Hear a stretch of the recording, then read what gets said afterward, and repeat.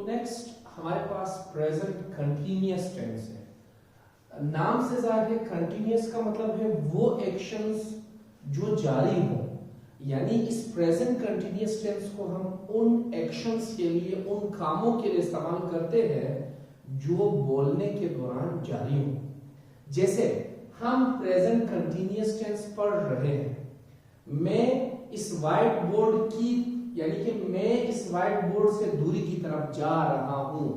बोलने के दौरान जो एक्शन जारी हो उन्हें हम प्रेजेंट कंटिन्यूअस टेंस में डिस्कस करते हैं। मैं व्हाइट बोर्ड की तरफ जा रहा हूं and I am writing on white board. I am writing on white board, मैं व्हाइट बोर्ड पे लिख रहा हूं, तो बोलने के दौरान एक्शन जारी है। You are listening, you are listening me, आप मुझे सुन रहे हैं। So you are listening me, आप मुझे सुन रहे हैं। बोलने के दौरान जो भी एक्शंस जारी हो उन्हें हम प्रेजेंट कंटिन्यूअस टेंस पर डिस्कस करते हैं। सो डेफिनेशन या यूसेज हमने कैसे लिखा? This tense is used for those actions which are going on, जो जारी हो, which are going on at the time of speaking, यानी इस टेंस को हम उन एक्शंस के लिए इस्तेमाल करते हैं जो बोलने के दौरान जारी हो। जैसे कि I was writing on the white board, मैं बोर्ड पे लिख रहा था और उस वक्त हमने ये सेंटेंस बना। आप लोग मुझे सुन रहे हो, तो सुनने यानी बोलने के दौरान एक्शन जारी है, लिहाजा यही प्रेजेंट कंटिन्यूअस टेंस है।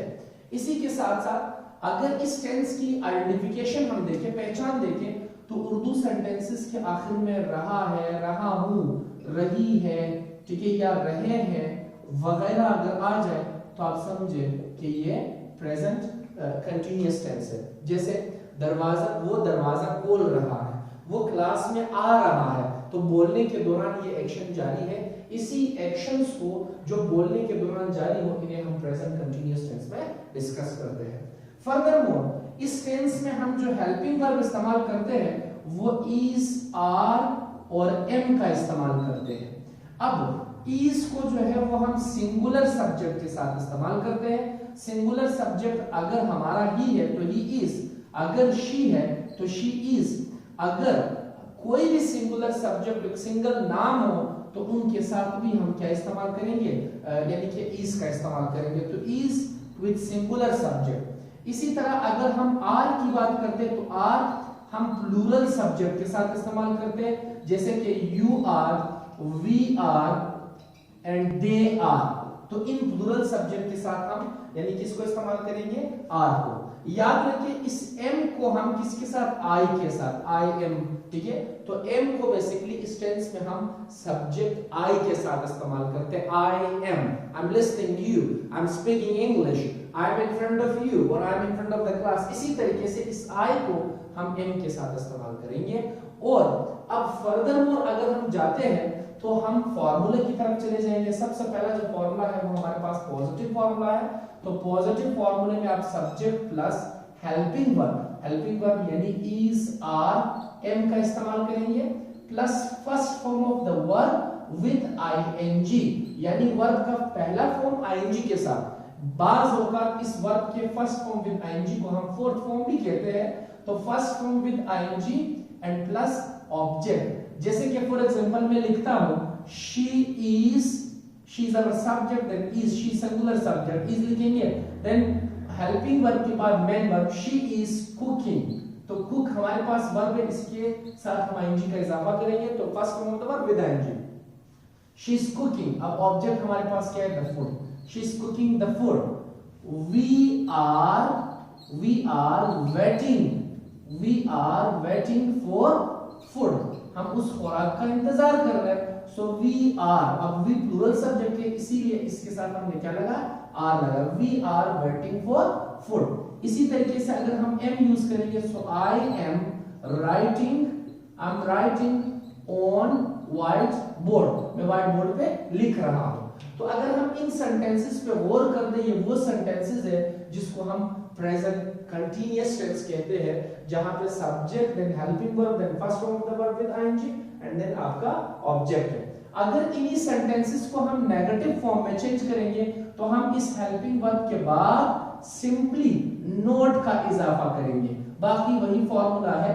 जैसे कि फॉर एग्जांपल हमारे पास है सब्जेक्ट प्लस हेल्पिंग वर्ब यानी इज, आर और एम।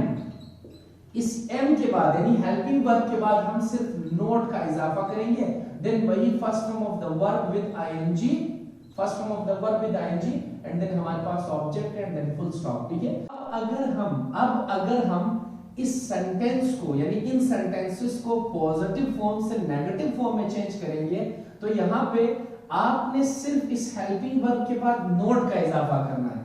जैसे कि she is cooking the food, she is not cooking the food, यानी just after your helping verb you have to use not. तो सेंटेंस हमारे पास है she is cooking the food, इसको अगर मैं नेगेटिव में चेंज करूं तो she is not cooking the food, she is not cooking the food. इसी तरीके से अगर मैं नेक्स्ट सेंटेंस को चेंज करूं, we are waiting for food, we are not waiting, we are not waiting for food, हम क्या खाने के लिए इंतजार नहीं कर रहे हैं। I am writing on white board, I am not writing, I am not writing on white board. इसी तरह अगर इन्हीं स्टेटमेंट को हम नेगेटिव से इंटरोगेटिव में चेंज करेंगे तो इंटरोगेटिव स्टेटमेंट में हम क्या करेंगे, इंटरोगेटिव फॉर्मूला हम सीखेंगे। इंटरोगेटिव फॉर्मूला में आपने इसी हेल्पिंग वर्ब को शुरू में लेके आना है। You have to bring these helping verb at the beginning of a sentence, आपने इन्हीं को सेंटेंसेस के शुरू में लेके आना है ताकि आप सवाल पूछने के लिए उसे इस्तेमाल कर सको। जैसे कि फॉर एग्जांपल हेल्पिंग वर्ब हमारे पास है इज, आर और एम। इज, आर, एम हमारा हेल्पिंग वर्ब हुए एंड देन योर सब्जेक्ट, फिर सब्जेक्ट है, then first form of the verb with ING, first form of the verb with ING and plus object, और object के बाद question mark is must. तो इस helping verb को just positive sentence के शुरू में लेके आओ। अगर she is cooking the food था तो अभी क्या होगा, is she cooking the food, तो is she cooking the food, is she cooking, is she cooking the food। अगर इस सेंटेंस पे हम गौर करें तो helping verb is, then subject she and then first form of the verb with ing or cooking and the food is your object। इसी तरह अगर हम अपने सेकंड सेंटेंस को चेंज करें, we are waiting for the food, we are not waiting for the food and इसको अगर हम इंटरोगेटिव में चेंज करें तो are we waiting for the food, are we waiting for the food, are we waiting for the food। इसी तरह अगर हम थर्ड सेंटेंस को, I'm writing on the whiteboard, I'm not writing on the whiteboard, am I writing on whiteboard। सो ये हमारे interrogative sentences हुए। इसी तरह अगर हम फॉर्मल सेंटेंसेस की बात करते हैं तो फॉर्मल और इनफॉर्मल सेंटेंसेस, फॉर्मल और इनफॉर्मल सेंटेंसेस नेगेटिव और इंटरोगेटिव की कॉम्बिनेशन है, जहां सवाल भी पूछा जाएगा और जहां ना भी होगा। जैसे कि हम इन्हीं सेंटेंसेस के जस्ट सब्जेक्ट के बाद नॉट का इजाफा करेंगे, वो फॉर्मल सेंटेंसेस कहलाए जाएंगे। Is she not cooking the food, यानी आपका helping verb then subject then not then first form of the verb with ING and then object and then full stop. ठीक है, तो अगर हम इसी फॉर्मूले को लिखे तो is, are, am your helping verb and then plus subject and then plus not, subject के बाद not, फिर वही first form of the verb with ing and then your object and then question mark। तो अगर हम पहले sentence को change करना चाहे तो is she not cooking, is she not cooking the food, is she not cooking the food। इसी तरह अगर इन्हीं सेंटेंसेस को हम इसी फॉर्मल से इनफॉर्मल में चेंज करें तो इनफॉर्मल में you have to bring this not before your subject. जब सब्जेक्ट से पहले आ जाएगा तो इज प्लस नॉट इजंट होगा, isn't she cooking the food. ठीक, इसी तरह अगर आर प्लस नॉट है तो आरंट होगा, aren't we waiting for the food.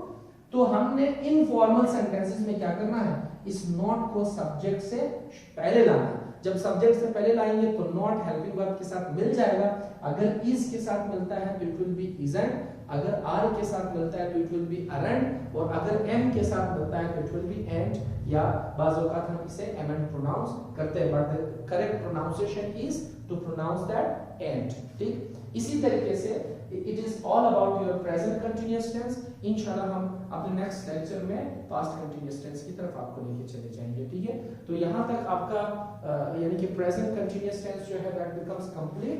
For further more इंशाल्लाह हम नेक्स्ट वीडियो में साथ रहेंगे।